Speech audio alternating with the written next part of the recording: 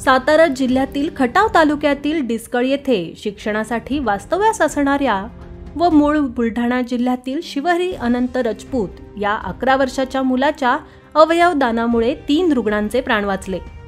याबाबत अधिक माहिती अशी, अनंत राजपूत हा 4 जानेवारी रोजी डिस्कळ येथील शाळेतून परत घरी येताना कारने त्याला जोरदार धडक दिली। यात त्याच्या डोक्याला गंभीर जखम झाली। त्याला उपचारासाठी जिल्हा शासकीय रुग्णालयात तातडीने दाखल करण्यात आलं, परंतु प्रकृती गंभीर असल्याची कल्पना डॉक्टरांनी रुग्णांच्या नातेवाईकाला दिली। यावेळी त्याच्या नातेवाईकांनी अवयवदानाचा विचार जिल्हा शल्यचिकित्सक डॉक्टर युवराज करपे यांच्याकडे बोलावून दाखवला। त्यानुसार समन्वयक डॉक्टर सुजाता राजमाने यांनी नातेवाईकांचे तब्बल 4 तास समुपदेशन केलं। तसेच ZTCC पुणे यांच्याशी संपर्क साधून अनंत राजपूत याला ससून हॉस्पिटल पुणे येथे पाठवण्यात आलं। उपचार सुरू असताना डॉक्टरांनी त्याला ब्रेन डेड घोषित केलं।